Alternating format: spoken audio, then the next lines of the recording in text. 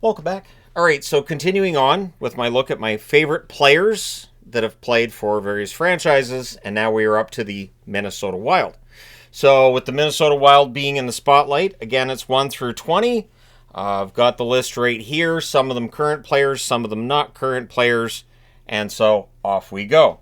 Starting off at number 20, a defenseman.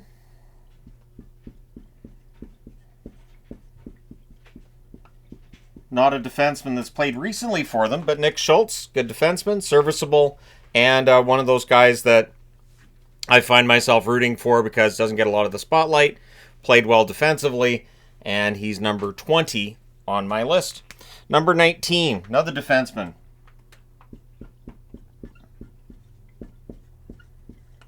Philippe Kuba.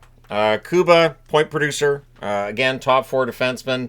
Both of these defensemen earlier on in Minnesota's history, and so they end up 20 and 19 on the list for me personally. Kuba, a player that I liked, and he had some very good years with the Minnesota Wild. Number 18, another defenseman. And he has moved on to this board. He's kind of fun to watch, Jacob Middleton. Jacob Middleton, I feel like, has gotten better every year. If he can stay healthy and garner some more attention, I honestly think he's better than people realize. If you don't watch the Minnesota Wild, you're missing out on some pretty good hockey from Jacob Middleton. So I've been impressed with him, especially over the last couple years. It does feel like he's one of those defensemen who just keeps getting better. We'll see what he does for an encore this year, but he's number 18 on my list. Number 17, a player who was on their squad last year. And even though he's out the door, Freddie Gaudreau. Hard worker, bottom 6 forward, had a very good season this past year, and I've always had a lot of respect for Freddie Gaudreau's game. He's fought his way to where he is, although sadly where he is no longer a Minnesota Wild player. He is pretty firmly entrenched in the National Hockey League. I would not be surprised to see him end up back in Minnesota at some point in the future.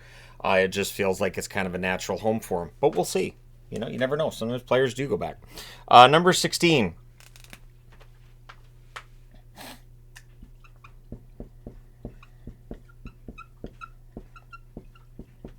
Mikael Granlund. Granlund gave some good years to the Minnesota Wild. Obviously, he's bounced around a little bit around the league since he left Minnesota. But Granlund, good forward, good top 6 guy. Can play center, can play on the wing as well, as far as I remember. I don't remember if he did when he was in Minnesota. But either way, Mikael Granlund, good forward. And so we've got 3 defensemen and 2 forwards so far on the board. Number 15, another forward. No longer there. Now this is where it gets tricky. So Zach Parise gets bought out. And that buyout ends up causing Minnesota to be in cap hell for a while, especially since they already bought out, or they had bought out Suter as well. But while that had to be done, and there's been a lot of talk about Parise since he left Minnesota, for me, during his time in Minnesota, Parise would still be one of my favorite players they've had. And I have a Parise jersey, for instance. I've never felt like, I can't wear this, Minnesota and Parise. I don't feel like it's like that.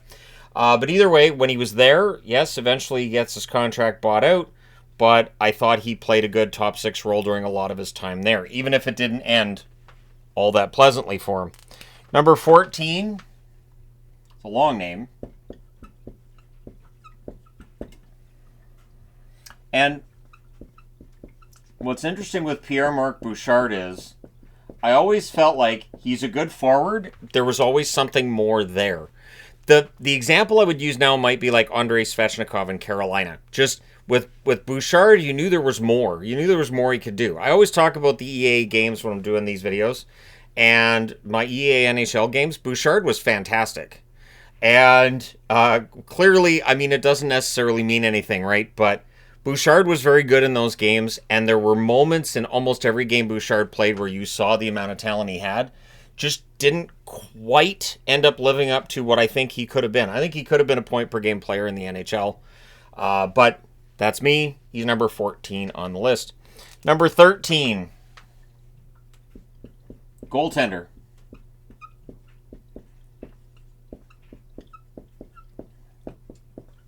There's no C in Nicholas Backstrom, so it's not the same Nicholas Backstrom as played for the Washington Capitals, but this Nicholas Backstrom is in my top 20 list. An underrated goaltender because he played in Minnesota. I really do think that a lot of the goalies that played in Minnesota may not have got as much attention as they would have elsewhere. That is one thing that Minnesota seems to have always been good at is, figuring out their goaltending and making sure that they have goaltenders that can exceed expectations, and that goes all the way back to their beginnings there with guys like Rolison, McLennan, who of course is now on TV, but they always had good goaltending, always, and Nicholas Backstrom's another example of that. Number 12, and it's another goalie. Look at that. So when I decide on the order, I just go through and go, I like this player, then this one, yeah, this one should go here. So I really don't pay attention to who's what position. But number 12, Devan Dubnyk. Devan Dubnyk, of course, played in Edmonton for a long while. Things didn't quite work out for him in Edmonton. He goes to the Coyotes briefly. Then he ends up in Minnesota, and he played really, really well in Minnesota. Absolutely some fantastic hockey for him playing with the Wild. A good example of how a goaltender having a change of scenery can make a great difference to their career. And Devan Dubnyk took advantage of that. I was really impressed by what he did in Minnesota. As I've mentioned in other videos talking about Minnesota, it is a shame they haven't won a round, and as long as they haven't. But Dubnyk was not the reason they didn't get through a first round. There are various reasons when it comes to Minnesota. Number 11, current coach in the NHL.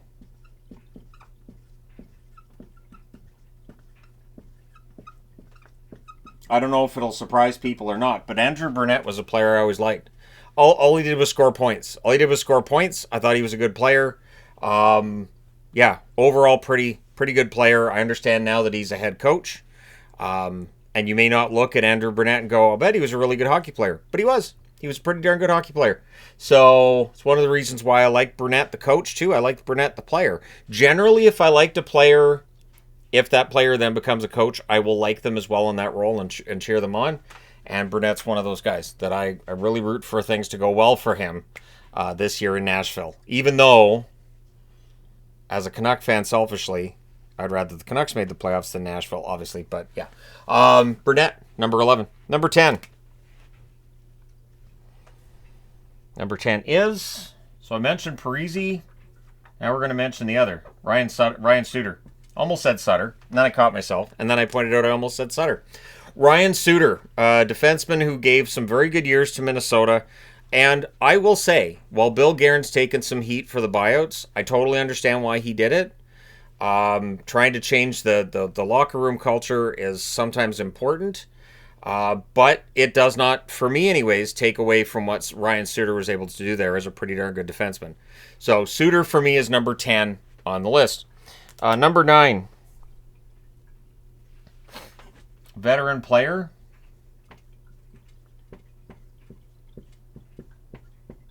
Marcus Foligno.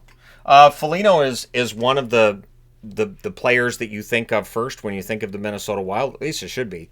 Marcus Foligno can do a little bit of everything. The offense, I'm not sure where the offense is going to be this upcoming season, but he will give you the honest effort every night. He can play up and down the lineup. I have nothing but respect for Marcus Foligno and the game that he plays. Number 8 on the list. Another current player.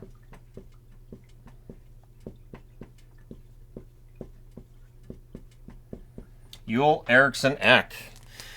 Eriksson Ek has grown on me over the years. He's a very good two-way forward. I think that at times he's underrated a bit. When he's out of the lineup for Minnesota, it hurts. One thing, of course, with Minnesota is that there's a lot of players who got hurt this past season. Eriksson Ek being out of the lineup definitely hurts him when he's not there. He does a little bit of everything. He's a very good two-way forward, has a good shot, good instincts on the ice. Yeah, Eriksson Ek is honestly a good favorite for me with the Minnesota Wild. Number 7. There we go.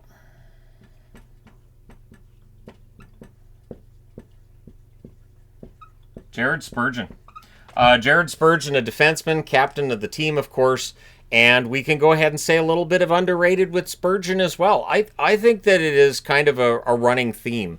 And I think it's that Minnesota's not considered to be one of the big markets, so they don't get the attention there. They're not a team that's had a lot of playoff success for quite some time now, so that leads to players maybe not being covered as much. I think Minnesota has a better team than people give them credit for, and I think that there's a lot of players that they've had that don't get as much attention as they should. I'd put Spurgeon in that category. The Canadian example for me would be Ottawa. Ottawa, Minnesota are two teams that don't get as much notoriety or as much attention for some of the players that they should. Number 6, another defenseman. I'm not surprised that there's a lot of defensemen on the list. Jonas Brodin, excellent defensive defenseman. They absolutely miss him when he's out of the lineup. That was a big storyline from this past season, was just the amount of players they were missing at times was ridiculous. I believe Brodin's starting on IR this year as well. Brodin is a key guy. If Minnesota's going to stay in a playoff spot, if they're going to look to move up at all, guys like Brodin need to be healthy. Eric Snack's got to be in the lineup. And, of course, Kirill has to be Kirill. But having Brodin in the lineup as soon as possible in the season would be an important step. Number 5. This player is no longer on the team. He's also retired. Mikko Koivu, who I believe I've done a career video on. Mikko Koivu, excellent veteran forward for this team when he was playing for them. Definitely didn't get as much attention as Saku Koivu did, but Mikko Koivu carved out a pretty good career for himself too.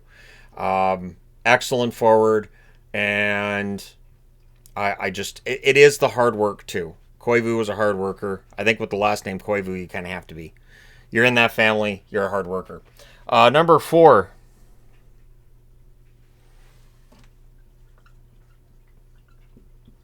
So I do believe Marian Gaborik was their first ever draft pick. What's interesting is Marian Gaborik was a very good goal scorer, very good forward, good offensive instincts on a team that just did not score in general and was set up to be defensive and was all about the goaltending and the defense. Gaborik's one of those players that I think playing in Minnesota probably dropped his totals down a little bit. If Gaborik had played on a more wheeling-dealing kind of team, I think he would have had more points. I think he would have had more goals. But Gaborik still was the best forward they had in their early years. Supremely talented and just such a frustrating player when your Canucks are against him. Gaborik drove me insane. So he gets number 4. Respect gets him to number 4. And just he was a lot of fun to watch too. Number 3. Current player. This won't surprise people that are fans of the channel. What will surprise people is that I did not have, just double checking to make sure I'm not lying, and I'm not. What will surprise people is Marco Rossi didn't make the list, but Marco Rossi will make the next one. Matt Boldy's on this one. Matt Boldy, a forward that I've been a fan of for years. I overestimated him a bit a few years ago when I was doing a top best forwards in the league. I overestimated Boldy a little bit, but I think Boldy's going to grow into a top role in the National Hockey League. Just a lot of fun to watch, really creative forward. And Matt Boldy, number 3 on the list for me. Number 2. I just had to as well. All right. Number 2. So there are hallmarks of Matt Zuccarello's game that make him a favorite of mine. Not a top draft pick at all, right? Not a big player, not an overly tall player. All he does is go out and produce. All he does is go out and produce and bust his ass every year and misses less time than you would think for a smaller veteran forward. So Zuccarello has been very responsible, very respectable for the Minnesota Wild, and very dependable. So a lot of Ubbles in there. And oddly enough, Ubbles is not. He's in Philadelphia. Number 1. This one isn't going to surprise people. In fact, I could have started by writing Kirill Kaprizov as number 1 before I started the list, and I don't think it would have spoiled anything. It has to be Kirill. This team, when Kirill's on the ice, is completely different than when he's not. There are players that do that. Quinn Hughes does that in Vancouver. Kirill Kaprizov does that in Minnesota. Just when he's on the ice, it's exciting. He's fun to watch. The Minnesota Wild have gone from a boring team to watch to a fun team to watch because A, the changes in coach definitely help one, but B is Kaprizov. Yeah, Kaprizov makes such a huge difference to the game, to the pace, the creativity. If he can play a full 82 games this coming season, 50 goals is within reach, 110 points is possible, and he's going to get paid next summer. He's going to get paid. The sooner Bill Guerin sits down with Kaprizov and makes a contract, happen and gets it signed, the cheaper it's going to be because there's no way his asking price is going to go down during the season. So it'd be in Bill Guerin's best interest to get that done. Let me know your thoughts in the comment section below as always. Hit like and subscribe in the event you may not have done so already. Thank you guys so much for all your support as always. I will talk to you again soon.